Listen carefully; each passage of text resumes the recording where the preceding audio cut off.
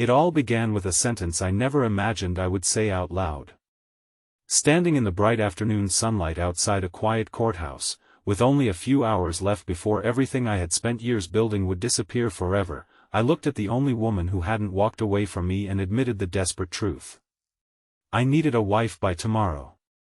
I wasn't chasing romance, I wasn't searching for a fairy tale, and I wasn't trying to fool the world.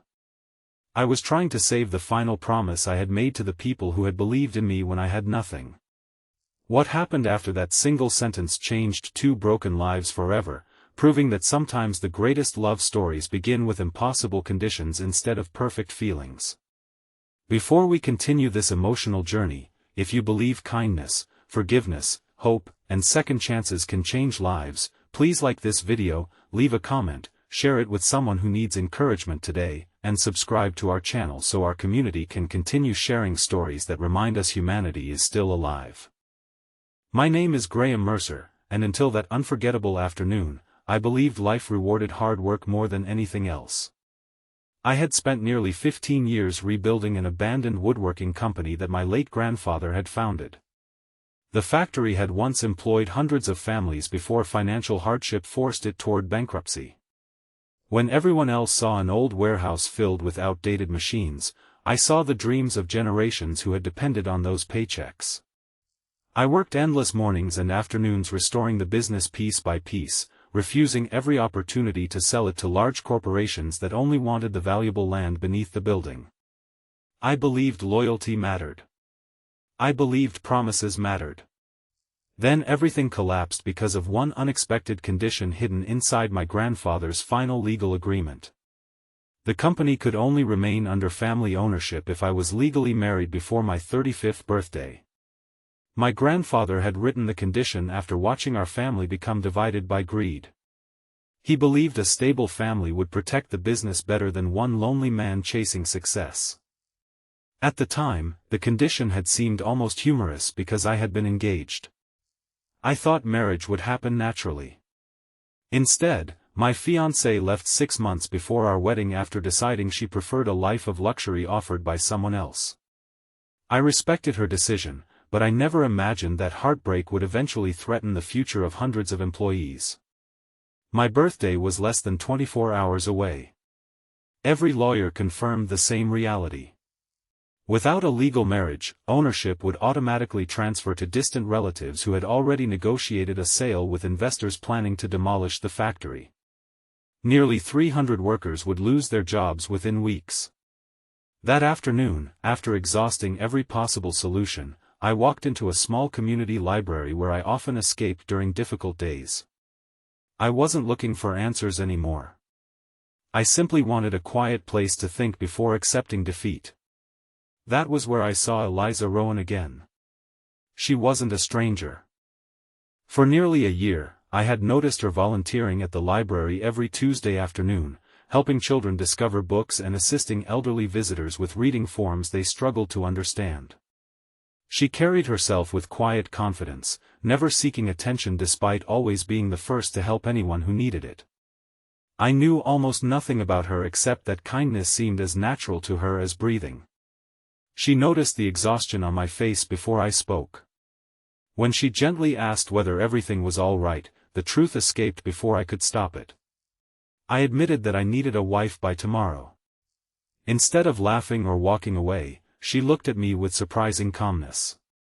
After several long moments of silence, she lowered her voice and quietly said that if I truly meant those words, then I needed to promise her a few things first. Those words stopped my racing thoughts. She didn't ask about money. She didn't ask about the company. She didn't ask about inheritance. She simply asked whether I was willing to make promises that had nothing to do with wealth. We walked outside into the warm afternoon sunshine and sat beneath a large oak tree overlooking the town square. Families laughed nearby while children chased pigeons across the stone paths. Life continued normally around us while our futures quietly waited for an answer. Eliza explained that several years earlier she had cared for her mother through a long illness. During those difficult years she watched relatives abandon responsibility while pretending to care whenever appearances mattered. She had seen marriages built on convenience collapse during hardship. She no longer believed beautiful words meant anything unless they were followed by consistent actions. Before agreeing to help me, she wanted promises.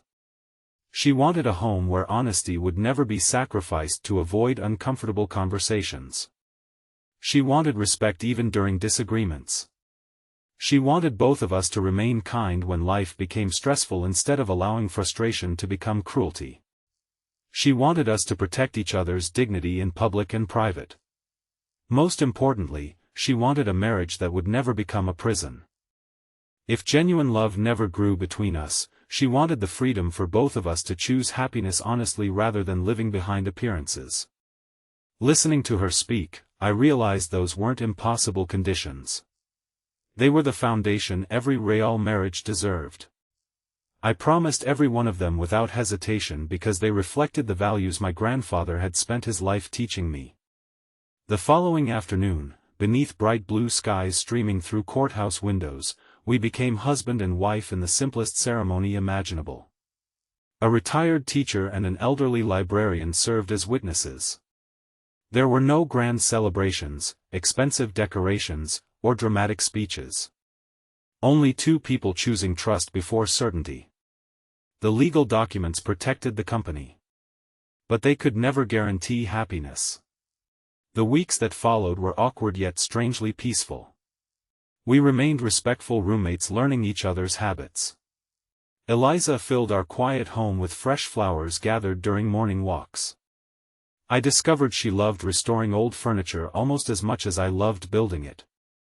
We shared breakfasts before work and afternoon conversations that slowly became longer each day. The employees welcomed her warmly after seeing how naturally she remembered everyone's names. She visited workers recovering from injuries. She organized reading afternoons for employees' children. She quietly created scholarship funds using money she earned from restoring antique furniture instead of asking for recognition. The factory slowly became more than a workplace. It became a family again. For the first time in years, I found myself smiling without forcing it. Yet peace rarely lasts without being tested. Several months later, the distant relatives who had expected to inherit the company challenged our marriage in court. They accused us of fraud, insisting our relationship existed only to satisfy legal paperwork. Newspapers eagerly repeated the accusations. Reporters waited outside the factory hoping to capture embarrassing moments. Investors spread rumors that our marriage would collapse within weeks. The pressure reached every corner of our lives. Employees worried about losing their jobs again. Customers delayed contracts. Friends questioned whether our relationship had ever been genuine. One afternoon after leaving the courthouse, I apologized to Eliza for dragging her into such painful public attention. She smiled gently and reminded me of the promises beneath the oak tree. We had promised honesty. So she admitted something that changed everything. Somewhere between shared breakfasts, difficult afternoons, and ordinary conversations, she had stopped pretending. She had fallen in love. Not because I owned a company. Not because we were legally married.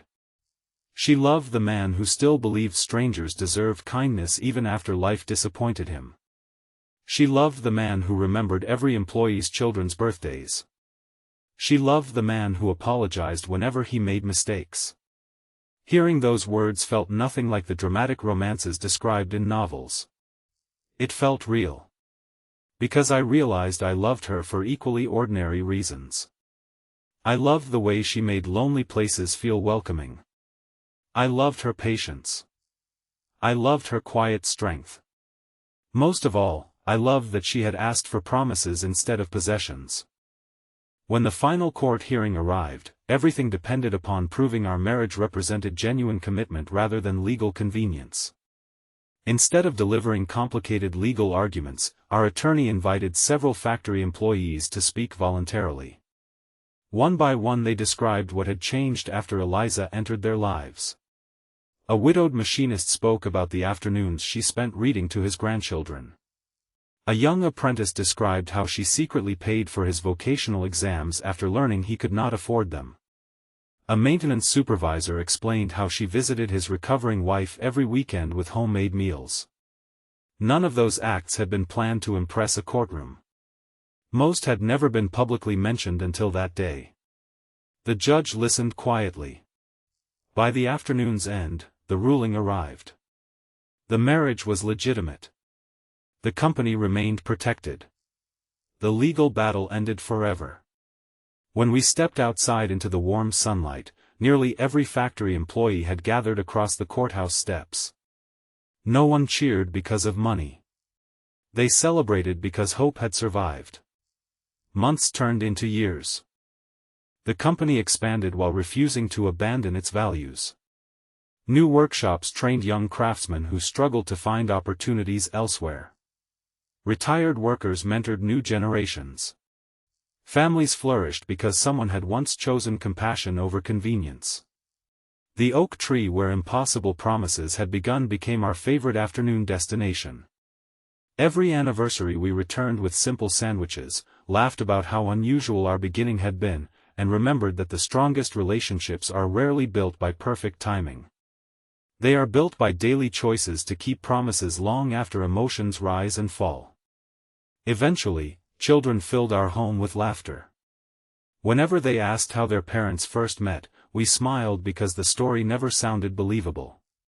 We explained that our family existed because two frightened people chose honesty instead of fear, respect instead of selfishness, and faith instead of certainty. Looking back, I realized I had never truly needed a wife by tomorrow. I had needed someone brave enough to remind me what marriage was actually meant to be. The deadline only forced me to discover the person who had quietly been changing lives all along. Before we reach the end of this story, I would love to hear from you. Please leave a meaningful comment sharing which promise you believe is most important in a lasting relationship, or tell us about someone whose kindness changed your life when you needed hope the most. If this story touched your heart, please like this video, leave a meaningful comment, share it with someone who needs hope today, and subscribe to our channel so you never miss another emotional journey. Thank you for being part of our family and our community. May this story remind you that love is rarely found in perfect moments. More often, it begins when two imperfect people choose to keep the promises that matter most, discovering that forgiveness, compassion, and unwavering commitment can transform even the most desperate beginning into a lifetime of hope.